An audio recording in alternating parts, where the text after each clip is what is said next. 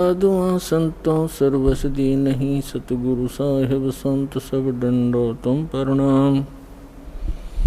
आगे पीछे मध्य हुए तिनको जा कुर्बान। नराकार निर्विषम काल जाल भय भंजनम निर्लेपम निज निर्गुणम अकल अनुबेशुंदनम। सोहम सुरति समापतम सकल समाना निर्तल। उज्ज्वल हिरंबर हरदमम बेपरवा अथा है वार पार नहीं मध्यतम। ग्रीब जो सुमर सद होई गणनायक गलता ना करो अनुग्रह सोई। पारस पद परवाना आदि गणेश मनाऊं गणनायक देवन देवा। चरण कमल लो लाऊं आदंत करूं सेवा। परम शक्ति संगीतम रिद्धि सिद्धि दाता सोई। अवगत गुण अतीतम सतपुरुष निर्मोही। जगदम्बा जगदीशम मंगल रूप मुरारी। तन मन अर्पों शीसम भक्ति मुक्ति भंडारी। सुर नर मुनि जन ध्यावे ब्रह्मा विष्णु महेशा। शेष शेष मुख गावे पूज्य आदि गणेशा। इंद्र कुबेर सरीखा वरुण धर्म राय ध्यावे। समर्थ जीवन जी का मन इच्छा फल पावे। 33 कोटि आधारा ध्यावे शेष 88। उतरे बहु जल पारा कट है यम की फांसी। 33 कोटि आधारा ध्यावे शेष 88। उतरे बहु जल पारा कट है यम की फांसी। कर जोरूं विनती करूं धरूं चरण पर शीश।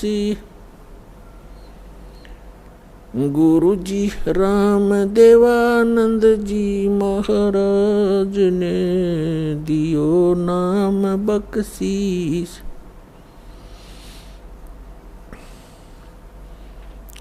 कोटि कोटि सिजदा करूं कोटि कोटि प्रणाम। चरण कमल में राखियो मैं बंदी जाम गुलाम। कुत्ता हूँ गुरुदेव का रामपाल दास को नाम। गले प्रेम की जेवड़ी ही जाखें चो वहाँ जाऊं।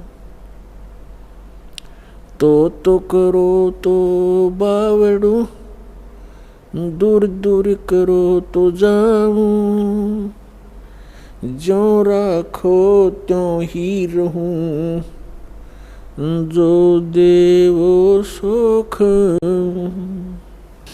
परम पिता परमात्मा पूर्ण ब्रह्म सारी सृष्टि के रचनहार कबीर परमेश्वर जी ये हम सभी आत्माओं के जनक हैं। हम सब के पिता हैं।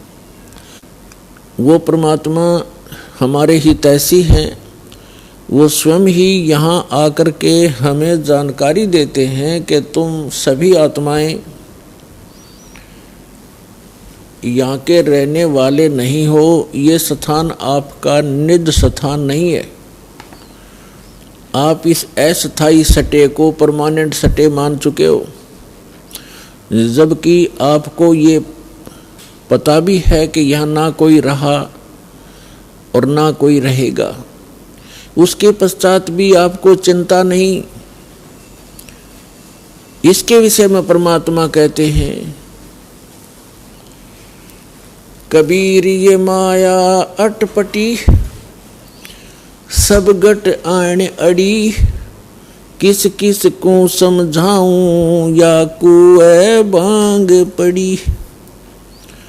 इस झूठे सुख को सुख कहे ये मान रहा मन मोद।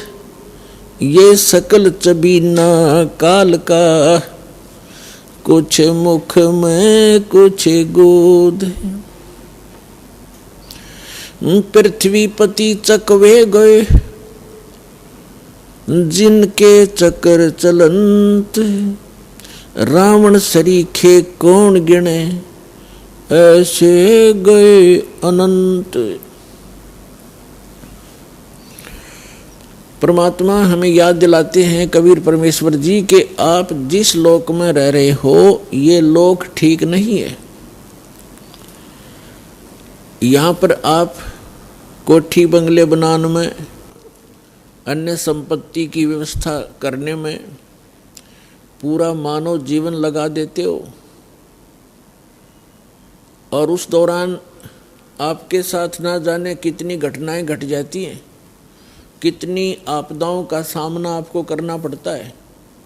किसी का पुत्र मर जाता है, किसी की पुत्री विधवा हो जाती है, किसी को किसी व्यवसाय में घाटा होने से टेंशन का सामना करना पड़ता है।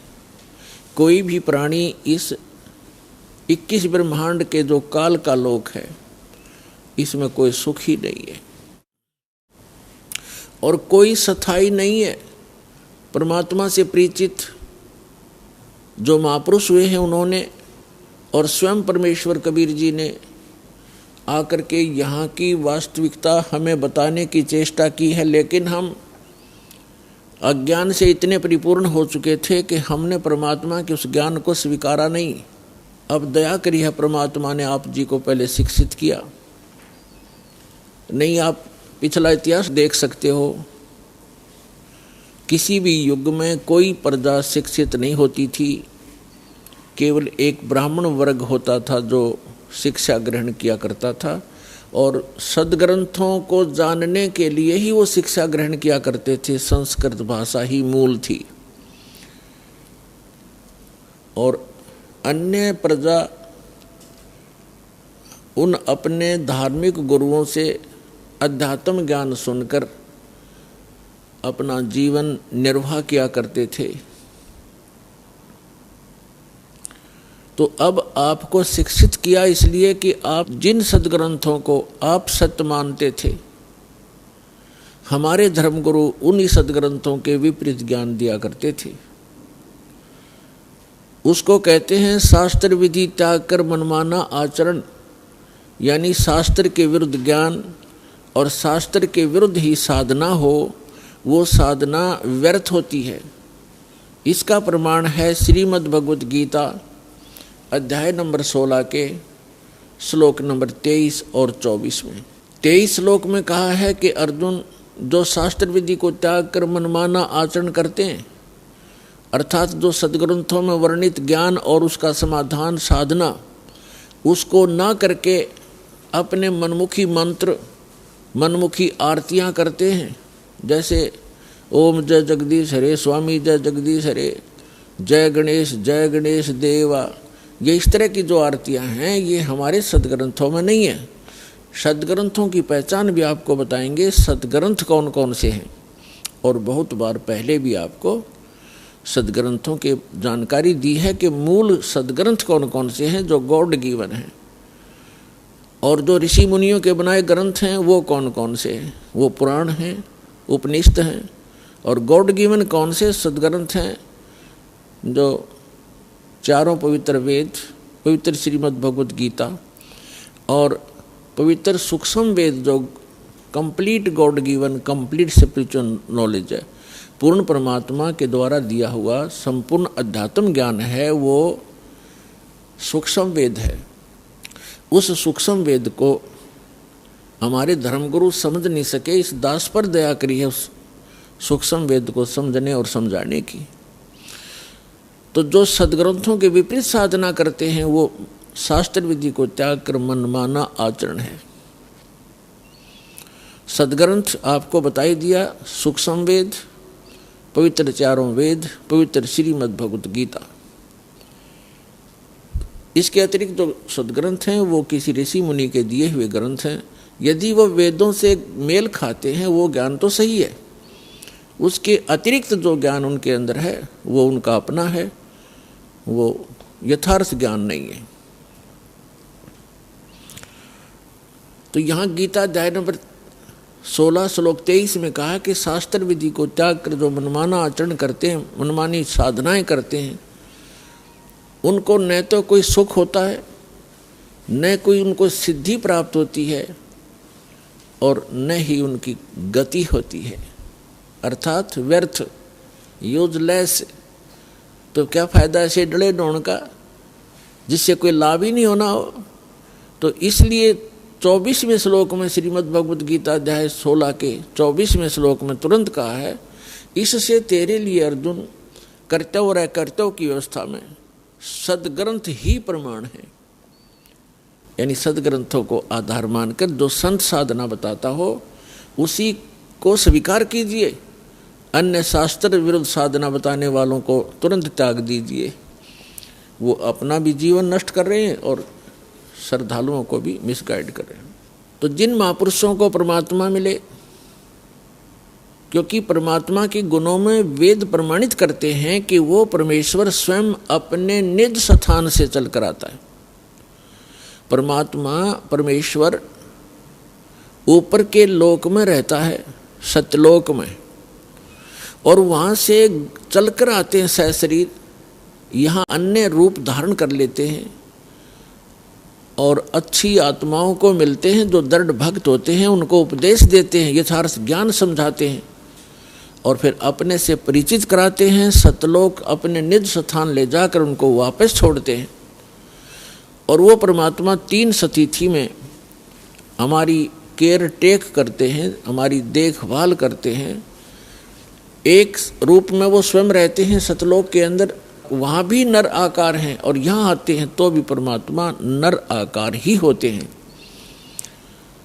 तो सतलोक में जो परमात्मा के शरीर की स्थिति है वो मनुष्य दृश्य हैं, मनुष्यवत हैं। उनके शरीर का जो तेज है, नूर है।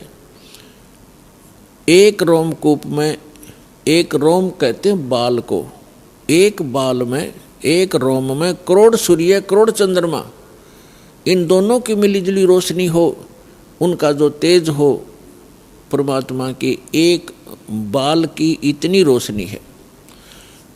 तो फिर शेष बॉडी की कितनी होगी, अंडरस्टूड है।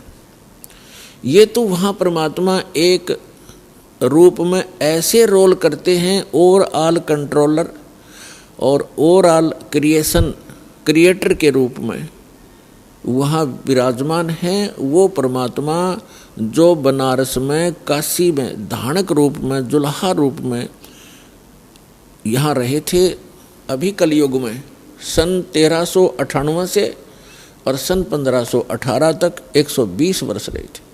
वही परमात्मा उस असंख्य ब्रह्मांड के कंट्रोलर के सिंहासन पर विराजमान है, उस तख्त पर विराजमान है। उसके विषय में आंखों देखा उन महापुरुषों ने बताया है, जिनको परमात्मा मिले और सचखंड लेकर गए, फिर वापस छोड़ा।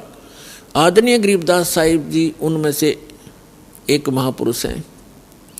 उन्होंने कहा कि अनंत कोट ब्रह्मांड का एक रति नहीं भार, और सतगुरु पुरुष कबीर हैं ये कुल के सर्जनहार। हम सुल्तानी नानक तारे दादू को उपदेश दिया, जात जुलाहा भेद नहीं पाया, वो काशी माहे कबीर हुआ। ये काशी में जुलाहा रूप में जो रहे थे परमात्मा, ये असंख्य ब्रह्मांड के स्वामी हैं। हम इनको पहचान नहीं सके क्योंकि हमने परमात्मा की परिभाषा ही गलत सुन रखी है। कोई निराकार बताता है, कोई साकार कहता है, तो श्री राम और कृष्ण, विष्णु और शंकर भगवान तक हमारी बुद्धि सीमित कर रखी थी। इसलिए हम लाल को पहचान नहीं सके।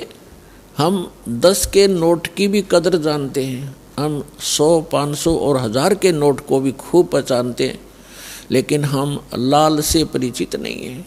आज भी परिचित नहीं है। यदि यहाँ कोई लाल डाल दिए जाएं, आप उनको छोड़कर चले जाओगे, और 1000 का नोट पड़ा हो तुरंत उठाओगे। चाहे किसी का ये भी कहो कि भी किसका है देखिएगा, किसी का हो तो ले लीजिए, आपको उसकी कदर है, लाल का पता नहीं। तो ये लाल है परमपिता परमात्मा कबीर जी, जो सारी सृष्टि के रचनहार और सतपुरुष कहलाते हैं, जिसको गीता अध्याय नंबर 8 के श्लोक नंबर 3 में परम अक्षर पुरुष कहा है, परम अक्षर ब्रह्म कहा है। और ये अन्य जितने भी देव हैं, कोई 1000 का नोट है, कोई 500 का, कोई 10 और 20 और 50 100 का। तो इनको तो आप अच्छी तरह ग्रहण कर लेते हो, लेकिन एक लाल आपको मिल जाए तो इन 1000 के नोटा की गिनती अनार आपके पास कितने हो जाएंगे, उसी से मिल जाएंगे वो।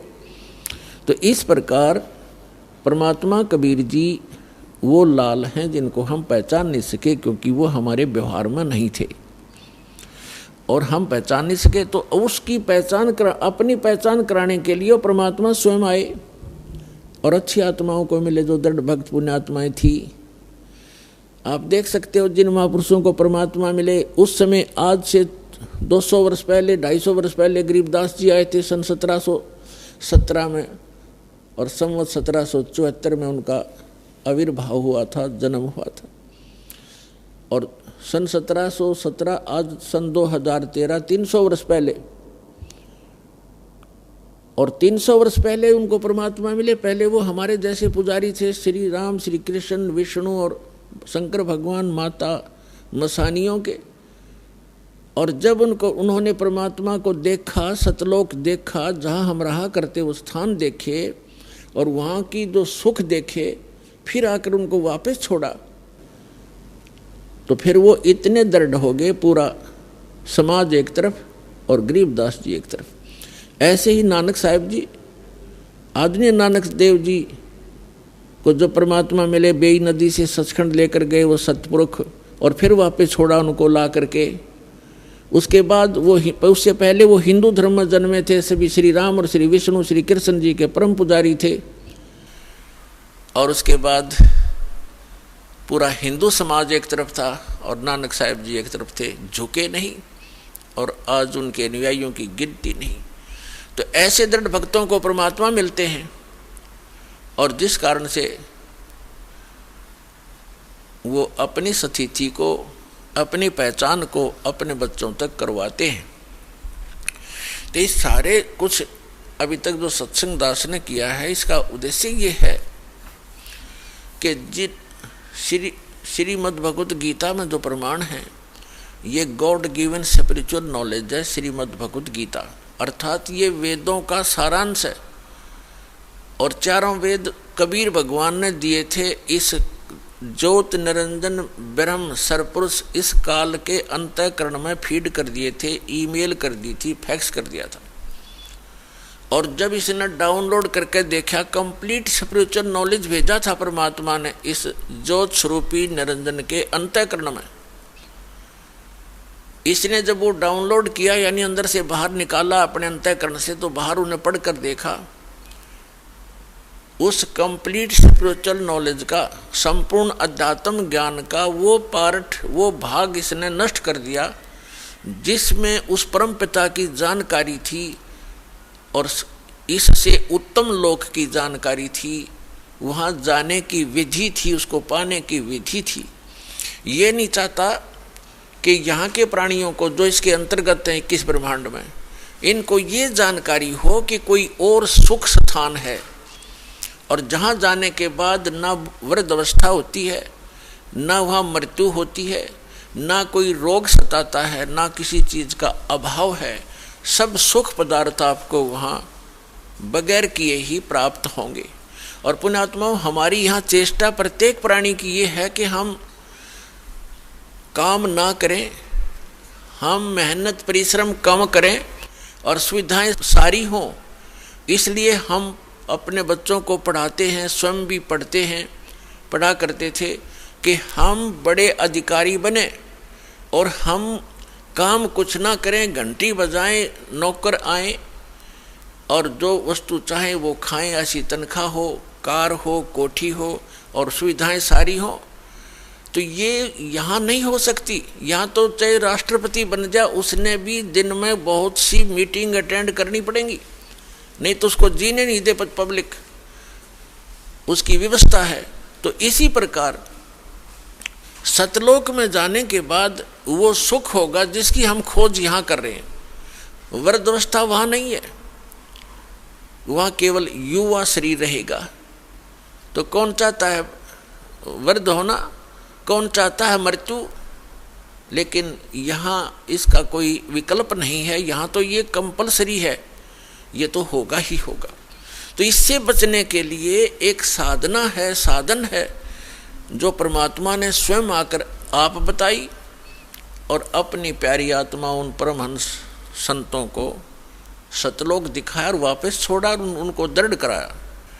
तो यहाँ पर जितने भी प्राणी हैं सबकी मृत्यु होती है, और हम आजीवन जो संग्रह करते हैं वो हमारे साथ नहीं चलता। हम जिन बच्चों के लिए कोठियाँ बनाते हैं, धन जोड़ते हैं कि हमारे बच्चे हमारी मृत्यु के बाद वो सुखी होंगे, और वो बच्चे हमारे सामने ही मर जाते हैं। ऐसे बहुत से प्रमाण, ये दुखदायी घटनाएं हम समाचार पत्रों में भी सुनते हैं, टीवी पर भी देखते हैं। एक पूरा परिवार एक सत्संग सुनकर आ रहा था किसी संत का, तो उसमें इतना पक्का याद नहीं दास को कि 12 सदस्य थे पूरे परिवार के या 13 थे। उनमें से एक घर पे था और बाकी 11 या 12 सत्संग सुनने गए हुए थे, सत्संग सुनकर आ रहे थे, दुर्घटनाग्रस्त हो गए। पूरा का पूरा परिवार मारा गया, छोटे पोता पोतियां से लेकर बच्चों तक। एकला वृद्ध रह गया वो, जिसने सारी उम्र ये सोची थी घना धन इकट्ठा कर लूं, मेरे बच्चे सुखी होंगे, हम तो चलो मर जाएंगे, मेरे पोता पोती तो सुखी होंगे। पोता पोती पहले चले गए। तो यहाँ काल ने आपको धोखे में रखा हुआ। फिर दूसरा कारण ये है कि सत्संग, संत की शरण में सत्संग सुनते हैं प्राणी, तो उनको ऐसी आपदाओं का सामना नहीं करना पड़ता। तो वो संत और सत्संग और उसकी साधना में कोई त्रुटि है जिस कारण से प्रोटेक्शन नहीं होता।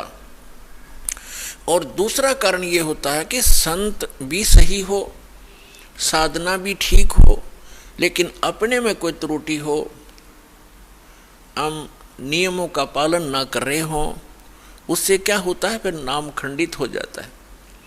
उस कारण से भी प्राणी साधक होते हुए हानि उठा लेता है, क्योंकि उसका प्रोटेक्शन समाप्त हो जाता है।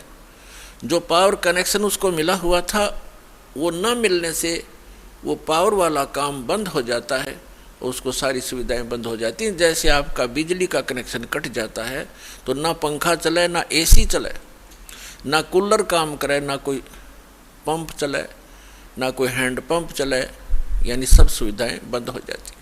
इस प्रकार परम संत हो, साधना शास्त्र अनुकूल हो और साधक मर्यादा में रहे, फिर ये आपदा नहीं आया करती। पूर्ण परमात्मा सत्य पुरुष की साधना करने वाले साधक पर ये आपदाएं नहीं आ सकती। दुर्घटना में मृत्यु, अकाल मृत्यु या कोई अन्य दुख नहीं आने देंगे भगवान, जहाँ हमारी समर्पित भाव से साधना होगी और सत्य साधना होगी। तो फिर भी जो कहने का तात्पर्य दास का आज जो उद्देश्य है ये ज्ञान कराने का, कि हम जिन सुविधाओं को एकत्रित करने में, जोड़ने में सारा जीवन लगा देते हैं और फिर भी हम भी छोड़ चले जाते हैं और बच्चों का भी पता नहीं, हमारे सामने ही मृत्यु हो जाए, तो ये गंदा लोक है, ये लोक ठीक नहीं। अभी तक हमें इसका अल्टरनेट नहीं था। अल्टरनेट था तो इतना था कि स्वर्ग चले जाएंगे, स्वर्ग से आगे हम नहीं जानते थे। परमात्मा कबीर जी ने आके अपनी महिमा, अपना स्थान स्वयं बताया है कि एक स्थान ऐसा है जहां जाने के बाद साधक फिर लौटकर संसार में नहीं आता। ये परमात्मा ने आके बताया 600 वर्ष पहले, और उसके बाद भी उस परमात्मा के सूक्ष्म वेद में वर्णित ये ज्ञान है जो परमेश्वर ने, कबीर जी ने स्वयं अपने मुख से बोला, जिसको कबीर वाणी कहते हैं, जिसको सच्चिदानंद घन ब्रह्म की वाणी कहा है। उसमें वर्णित किया मालिक ने, और हमारे वेद और गीता में वर्णित है। हम नहीं समझ सके क्योंकि हमारे टीचर अल्पज्ञ थे, हमारे धर्मगुरु अल्पज्ञ थे, उनको सदग्रंथों का ज्ञान कति नहीं था। तो उस परमात्मा ने आके स्वयं बताना पड़ा वही ज्ञान। और जिन महापुरुषों को परमात्मा मिले उन्होंने भी यही ज्ञान कराया, लेकिन उसको हम समझ नहीं सके, जिस कारण से अभी तक परमात्मा के आने से पहले तक हमें केवल स्वर्ग से आगे कोई बताने वाला नहीं था। और अब हम पता चला इन सदग्रंथों से और परमेश्वर के सूक्ष्म वेद से और जिन महापुरुषों को परमात्मा मिले उनकी अमृतवाणी से कि स्वर्ग में गए हुए प्राणी भी जन्म मृत्यु में ही रहते हैं। और जिनको हम इष्ट रूप में पूजा करते थे, श्री विष्णु जी, श्री शंकर जी,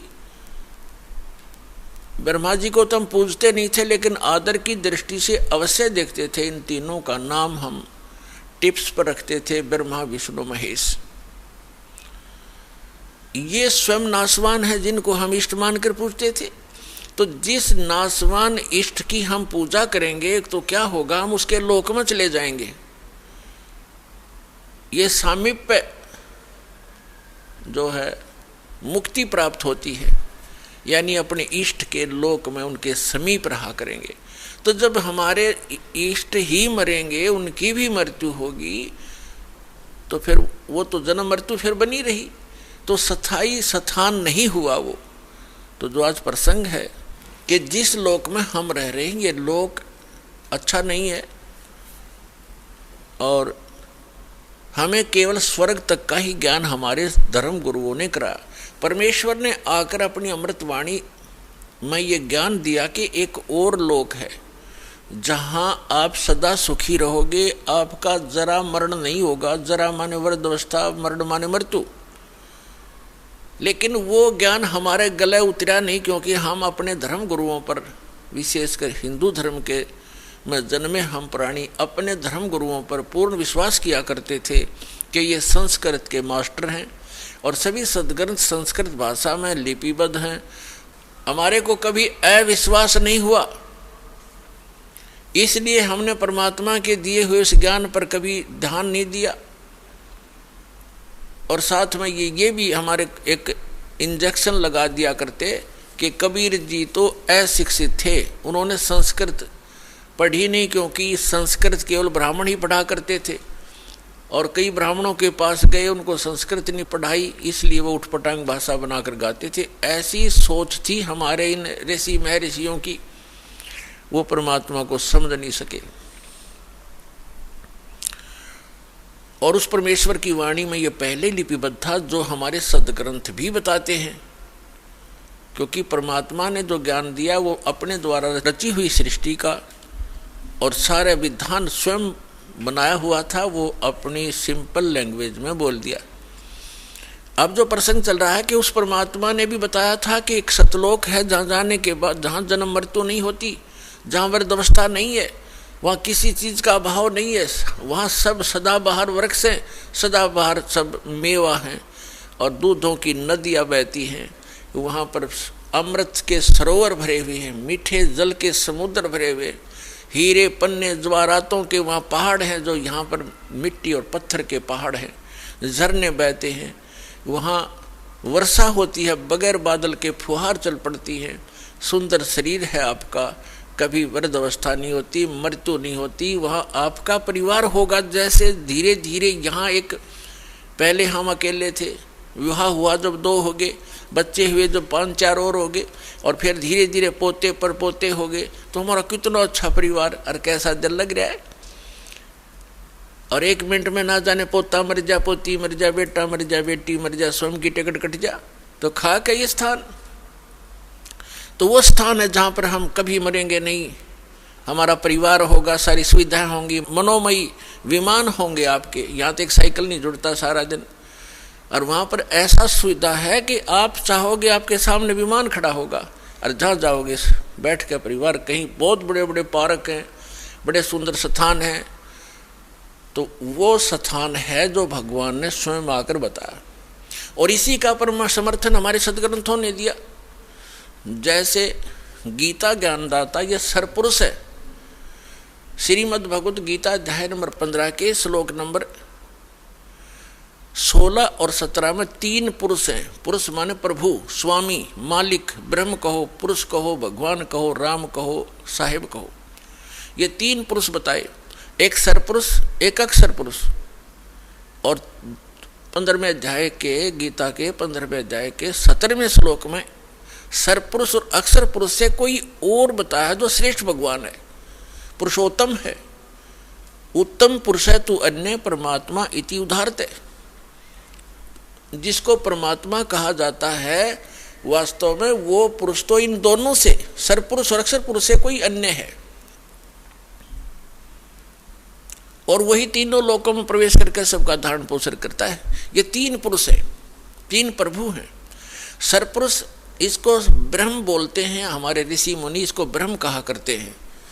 और संतों ने इसको सरपुरुष, सरब्रह्म, ज्योत निरंजन, ज्योत निरंजन काल की संज्ञा दी है परमेश्वर कबीर जी ने। और उन्हीं से परिचित महापुरुषों ने भी यही उनको बताया। तो दूसरा अक्षर पुरुष है, इसको दूसरे शब्दों में परब्रह्म भी कहते हैं, अक्षर ब्रह्म भी कहते हैं। जो सरपुरुष है जिसको ब्रह्म कहते हैं, जो काल है, वो केवल 21 ब्रह्मांड का प्रभु है, स्वामी है, मालिक है, राम है, खुदा है, अल्लाह है, साहिब है। वो कंप्लीट गॉड नहीं है, केवल 21 ब्रह्मांड का स्वामी है। एक ब्रह्मांड के अंदर पृथ्वी लोक, पाताल लोक, स्वर्ग लोक, और नीचे के तल अतुल रसातल आदि ये, और ऊपर के जैसे विष्णु जी का लोक, शिव जी का लोक, ब्रह्मा जी का लोक, धर्मराय का लोक, और एक ऊपर जो ब्रह्मलोक के अंदर डिवीजन है कई, उसमें भी भाग हैं। तो वो सारे मिला के एक ब्रह्मांड में एक ब्रह्मलोक भी है, एक मानसरोवर भी है। तो ये सारा मिला करके एक ब्रह्मांड है। ऐसे ऐसे 21 ब्रह्मांड है इस सरपुरुष के, काल के, जिसके लोक में हम रह रहे। ये इतना ही प्रभु है, इतना ही स्वामी है। और दूसरा अक्षर पुरुष है। गीता अध्याय नंबर 15 के श्लोक नंबर 16 में 2 पुरुष हैं। अक्षर का अर्थ होता है जिसका नाश ना होता हो, अविनाशी। लेकिन ये अविनाशी लगता है लेकिन अविनाशी नहीं है। अक्षर पुरुष भी अविनाशी नहीं है, लेकिन इसको कहा गया है अविनाशी अक्षर पुरुष। इसलिए 15वें अध्याय के 17वें श्लोक में कहा है कि उत्तम पुरुष है तो अन्य परमात्मा इति उदाहरते है। उत्तम पुरुष, श्रेष्ठ पुरुष तो इन दोनों से, सरपुरुष और अक्षर पुरुष से कोई और है। और जिसको परमात्मा, परमात्मा माने श्रेष्ठ आत्मा, वो पुरुषोत्तम तो कोई और है इन दोनों से। जिसको परमात्मा यानी श्रेष्ठ आत्मा, परमात्मा का सीधा सा अर्थ होता है जो केवल सुख दे, दुख ना दे। जो दुख दे वो परमात्मा कैसे रह गया, श्रेष्ठ आत्मा कैसे हो गया? तो हमने डेफिनेशन का भी नहीं पता था आज तक उस गॉड की जिसकी हम पूजा करने जा चले थे और पूजा कर रहे थे। तो हम ऐसे ही धूल अंधेरे में घूम रहे थे, जंगल में भटका रखे थे, हमें कोई रास्ता नहीं था। तो इसमें लिखा फिर ये लोग चरम आविष्य विवर्ती अवय ईश्वर है, जो तीनों लोकों में प्रवेश करके सबका धारण पोषण करता है, वो है अविनाशी परमात्मा, अवय ईश्वर है, वो है अविनाशी। ऊपर वाले को अक्षर पुरुष को भी अक्षर का अर्थ वैसे अविनाशी होता है, लेकिन ये रिजेक्ट कर दिया यहाँ पर कि इन दोनों से अन्य है जो वास्तव में अविनाशी है। अब इस सारी डिटेल को समझाएंगे आज के सत्संग में। पहले तो प्रसंग चल रहा था कि वो परमात्मा ही आकर स्वयं ज्ञान देता है, और उसने आकर के हमें बताया कि इससे हटकर कोई और स्थान है जहाँ आप पहले रहा करते थे, और अपनी गलती के कारण आप बालकपन करके आप यहाँ आ गए, गंधलोक में फंस गए।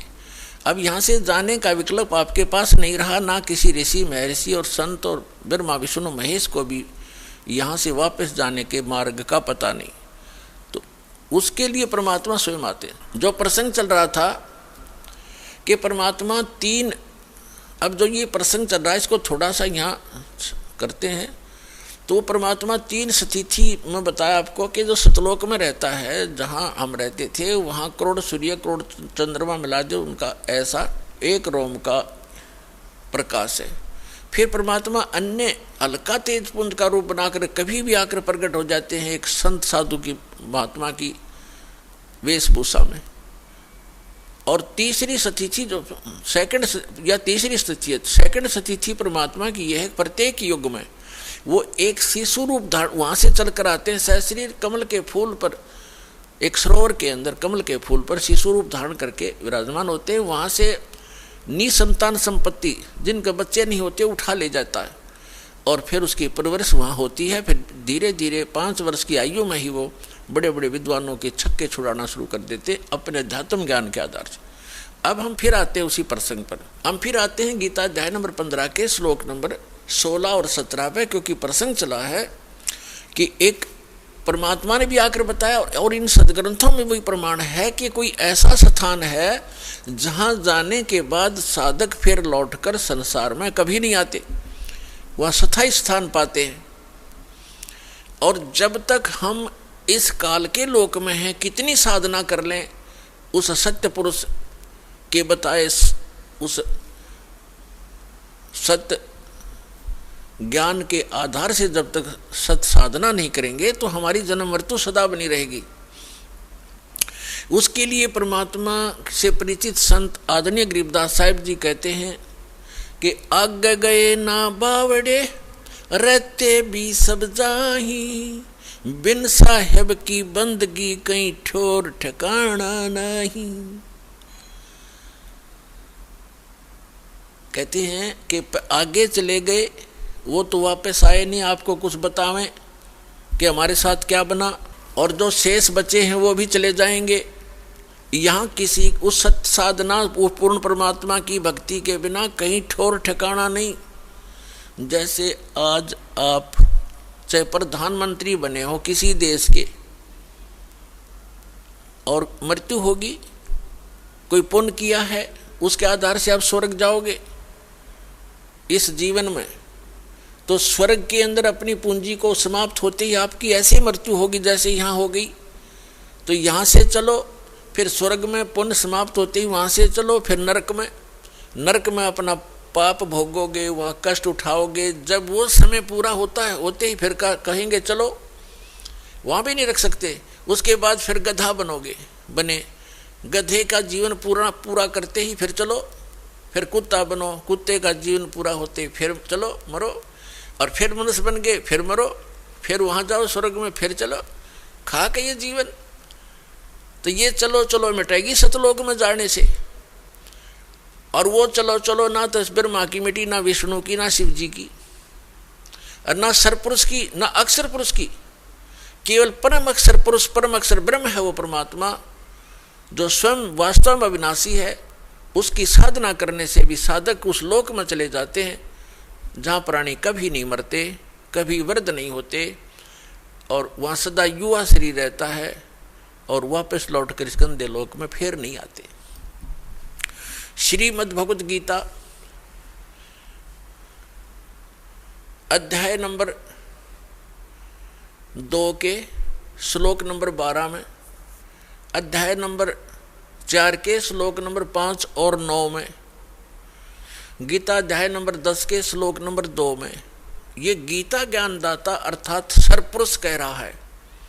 ये गीता का ज्ञान श्री कृष्ण जी में प्रवेश करके ये सरपुरुष बोल रहा है, काल बोल रहा है, जिसका ये स्वयं प्रमाण दे रहा है गीता अध्याय नंबर 11 के श्लोक नंबर 32 में कि अर्जुन मैं काल हूँ और इन सभी लोगों का नाश करने के लिए, सभी योद्धाओं का नाश करने के लिए मैं अब प्रवृत्त हुआ हूँ।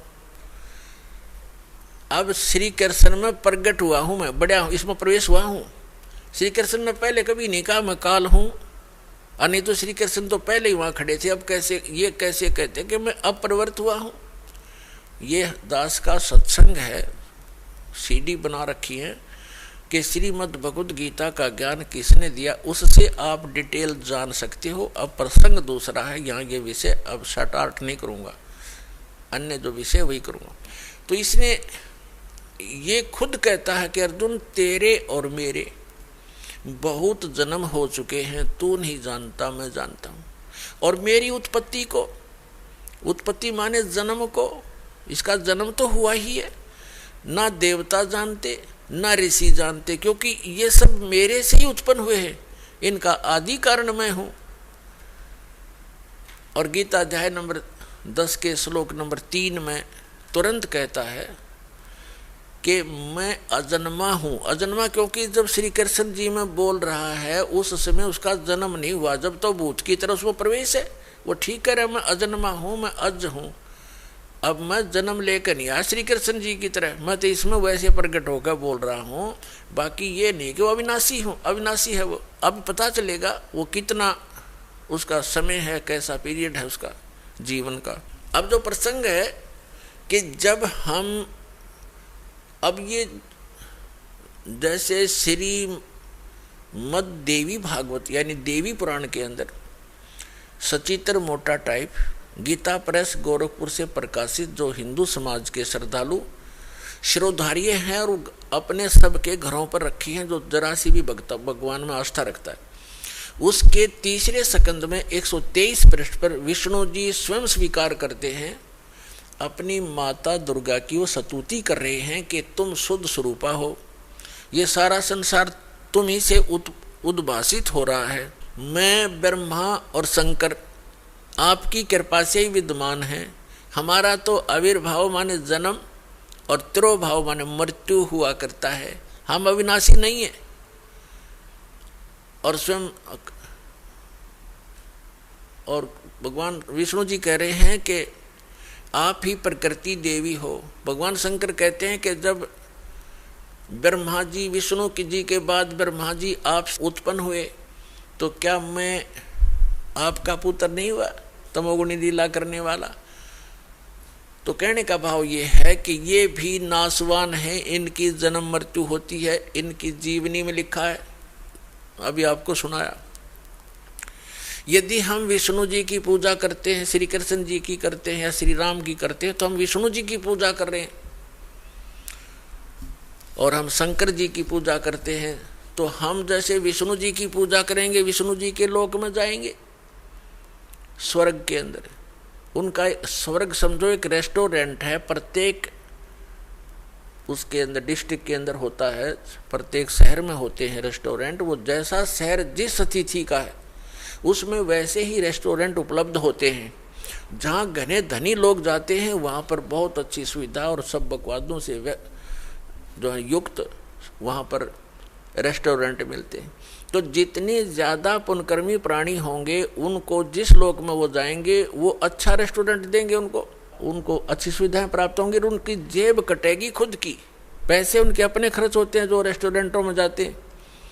तो पुण्य समाप्त होंगे उन साधकों के, वो समाप्त होते ही फिर नरक के अंदर डाले जाएंगे। क्योंकि जब तक हम पूर्ण परमात्मा सत्य पुरुष की साधना नहीं करते, सत्य गुरु से लेकर सत्य साधना नहीं करते, तब तक हमारी या चलो चलो मिटे नहीं और जन्म मृत्यु सदा बनी रहेगी। और दोनों ही क्रम भोगने पड़ेंगे, तब तक हमने पुण्य भी भोगने पड़ेंगे और पाप भी भोगने पड़ेंगे। पुण्यों के लिए स्वर्ग रेस्टोरेंट है और पाप के लिए नरक वो जेल है, और फिर जन्म मृत्यु सदा बनी रहेगी। तो इसका विकल्प अब पता चला है, इसका अल्टरनेट का पता लग गया है, इसका समाधान हो सकता है। तो हमने ये ग्रहण करना चाहिए और अपना कल्याण कराना चाहिए। अब जो प्रसंग चल रहा है कि गीता ज्ञान दाता कहता है मेरी भी जन्म मृत्यु होती है, अर्जुन तेरी भी होती है। ये ब्रह्मा विष्णु महेश का पिता है और दुर्गा इनकी माता है, ब्रह्मा विष्णु महेश की। श्री दुर्गा जी इनकी माता है और ये सरपुरुष गीता ज्ञानदाता ये काल, ये श्री ब्रह्मा श्री विष्णु श्री शिव जी के पूज्य पिताजी हैं। अब ये भी नासवान, इनका पिता भी नासवान, ये खुद कहता है अर्जुन, गीता ज्ञानदाता कहता है अध्याय नंबर 2 के श्लोक 12 में, गीता अध्याय नंबर 4 के श्लोक 5 और 9 में, गीता अध्याय नंबर 10 के श्लोक नंबर 2 में कि अर्जुन तेरे और मेरे बहुत जन्म हो चुके हैं, तू नहीं जानता मैं जानता हूं। और फिर ये अपनी साधना बताता है और इसलिए ये कहता है कि अर्जुन तू सर्वभाव से, गीता अध्याय नंबर 18 के श्लोक नंबर 62 में, गीता अध्याय नंबर 15 के श्लोक नंबर 4 में कि अर्जुन तू सर्वभाव से उस परमेश्वर की शरण में जा। कौन से की? उस परम अक्षर ब्रह्म की, उसकी शरण में जा, उसकी कृपा से ही तू परम शांति को और सनातन परम धाम को प्राप्त होगा, उसी परमेश्वर की कृपा से। और जब आपको तत्वदर्शी संत मिल जा, गीता अध्याय नंबर 15 के श्लोक नंबर 4 का ये निष्कर्ष है, 1 से 4 का निष्कर्ष है कि तत्वदर्शी संत की पहचान भी बताई है। फिर उसके बाद बताया कि उसके पश्चात परमेश्वर के उस परम पद की खोज करनी चाहिए, जाने के बाद साधक फिर लौटकर कभी संसार में नहीं आते। गीता ज्ञानदाता अपनी साधना करने को, अपनी भक्ति करने को भी मना कर रहा है। वो कहता है कि उसी की भक्ति करो जिस परमेश्वर ने सब ब्रह्मांडों की रचना की है, अर्थात जिससे इस संसार रूपी वृक्ष की प्रवृत्ति विस्तार को प्राप्त हुई है, अर्थात जिसने सब ब्रह्मांडों की पूरे विश्व की रचना की है, असंख्य ब्रह्मांडों की, वही परमात्मा पूज्य है, उसकी पूजा करो। श्रीमद् भगवत गीता अध्याय नंबर 4 के श्लोक नंबर 32 में गीता ज्ञानदाता कहता है कि अर्जुन, अभी तक मैंने आपको अध्याय इसी 4 के श्लोक 25 से लेकर 31 तक जो भी साधनाएं बताई वो कंप्लीट नहीं है, वो पूर्ण नहीं है। वो तो उन साधकों की अपनी सोच है कि वो प्रत्येक अपनी साधना जैसी भी कोई कर रहा है उसको पाप नाशक मानकर कर रहा है। यानी पाप नाशक मीन मोक्षदायक, पाप नाश होंगे तभी तो मोक्ष होगा। पाप नाशक जानते हैं, लेकिन अब क्या बताया है चौथे अध्याय के 32वें श्लोक में, यहाँ पर थोड़ी सी जो अनुवाद करता है, अनुवादक हैं गीता जी के, गड़बड़ कर गए, क्योंकि जहाँ इनकी बुद्धि ने काम नहीं किया वहाँ अर्थों का अनर्थ किया इन्होंने। उदाहरण के तौर पर गीता अध्याय नंबर 7 के श्लोक नंबर 18 में अनुत्तम शब्द है, तो उसका इन्होंने अति उत्तम कर दिया। ये बालक भी ना कर सकता, 4ठी कक्षा 5वीं कक्षा का। अनुत्तम माने अति उत्तम, कोई लिख देगा 0 नंबर आएंगे उसके, और ये 100 के 100 नंबर प्राप्त कर रहे। ये अज्ञानी अनुवादक और ऋषि महर्षि। इसी प्रकार गीता अध्याय नंबर 18 के श्लोक नंबर 66 में एक वर्ज शब्द है। वर्ज का अर्थ जाना होता, आना नहीं होता। जैसे इंग्लिश वर्ड गो है, तो गो का अर्थ आना नहीं हो सकता, जाना ही होता है। कहीं पर भी लिखा हो चाहे, इसमें समास और फलाना और ये बकवास है, इनकी अपनी अज्ञानता का प्रमाण है उनका। वो गलत बताते हैं हमारे को कि ऐसे बनता है, ऐसे बनता है। ये इनकी, क्योंकि अज्ञानी व्यक्ति कुछ ना कुछ तगड़मबाजी तो करेगा। तो इस प्रकार इन्होंने अनर्थ कर दी। यहाँ पर भी गीता अध्याय नंबर 4 के श्लोक नंबर 32 में एक ब्रह्मण्य शब्द है, ब्रह्मण्य मुखे। इन्होंने यहाँ कर दिया ब्रह्मण्य मुखे का अर्थ अनुवादकों ने, सभी ने, वेद की वाणी में, जबकि यहाँ करना था सच्चिदानंद घन ब्रह्म की वाणी में विस्तार के साथ सभी धार्मिक अनुष्ठानों यज्ञों की जानकारी कही गई है। वो सच्चिदानंद घन ब्रह्म की वाणी में ब्रह्मण्य मुखे, ब्रह्मण्य का अर्थ होता है बड़ा भगवान। यही ब्रह्मण्य शब्द है गीता अध्याय नंबर 17 के श्लोक नंबर 23 में, ओम तत्सत इति निर्देश है ब्रह्मण्य त्रिविध समर्थ है। तो वहाँ ब्रह्मण्य शब्द है, तो उस ब्रह्मण्य शब्द का वहाँ उन्होंने सही अनुवाद कर रखा है, सच्चिदानंद घन ब्रह्म कर रखा है। तो यहाँ भी सच्चिदानंद घन ब्रह्म ही होना चाहिए था। गीता अध्याय नंबर 4 के श्लोक नंबर, हम फिर आते हैं 32 पर। इसमें कहा है कि सच्चिदानंद घन ब्रह्म ने अपने मुख कमल से जो वाणी बोली है, यानी वेद प्रमाणित करते हैं कि वो परमात्मा सतलोक से चलकर आता है। दास के पास जो आर्य समाज के जो अनुवादक हैं, आर्य समाज के जो आचार्य हैं और जो महर्षि दयानंद के चेले, उनके द्वारा ही अनुवादित वेद उपलब्ध हैं दास के पास, और आपको बहुत बार रूबरू किए हैं। और यही इन्होंने ही इस कलयुग में वेदों का ठेका ले रखा था कि वेद का विद्वान अगर हुआ है कोई कलयुग में, अब वर्तमान में, तो महर्षि दयानंद हुआ है। और वो परमात्मा को निराकार कहते हैं। तो ये अल्पज थे, क्योंकि सदग्रंथ तो सदग्रंथ ही हैं। सभी कहते हैं लाल बहुत कीमती होता है, लाल का पता किसी ने ना हो तो उस कथन का भी यूज नहीं, ये मानने का भी यूज नहीं कि लाल कीमती है। और आपके सामने पड़ा और आप कहते हैं कौड़ी है, लाल बता रहे हो आप दूसरे 100 के नोट को, तो वो भी अल्पज्यता ही है। बेशक थोड़ी बहुत जानकारी है कि कोई ऐसे की बहुमूल्य रत्न है, तो जानकारी भी व्यर्थ है। तो महर्षि दयानंद के साथ ऐसी बनी हुई थी, ऐसे ही नारी समाज के आचार्यों के साथ बनी हुई थी। इन्होंने वेदों का अनुवाद किया, वह तो दया करी दाता ने कुछ ही मंत्रों का इन्होंने सही अनुवाद किया, ना तो सारे का डंगा एक रखा है। तो उसमें क्या लिखा है कि वो परमात्मा ऊपर के लोक में ध्रुव लोक के तीसरे पृष्ठ पर, तीसरे स्थान पर, तीसरे पोर्शन में विराजमान है, टॉप मोस्ट प्लेस पर। भवनों ऊपरी तिष्ठति, परमात्मा सभी भवनों के ऊपर के भाग में बैठा हुआ है और वहां से गति करके आता, बिजली जैसी गति से, विद्युत की तरह अचानक मिनट सेकंड में आ जाता है। और यहाँ अपने रूप को सरल करके आता, हल्के तेज पुंज का बना कर आता है, दृढ़ भक्तों को मिलता है, अच्छी आत्माओं को मिलता है, उनको अपने से परिचित कराता है, उनको ज्ञान देता है। तो इसी दृष्टिकोण से, उसी आधार से उसका नियम है, वो परमात्मा ऐसे आता ही आता है। वो ज्ञान बोलता है, सार्थ ज्ञान देता है, कवियों की तरह आचरण करता है, गाता है, लोकोक्तियों के माध्यम से ज्ञान बताता है, कविताओं के माध्यम से बोलता है, शब्दावलियों के माध्यम से वो ज्ञान देता है। तो उसी आधार से उसी का हिंट है श्रीमद् भगवद गीता अध्याय नंबर 4 के श्लोक नंबर 32 में।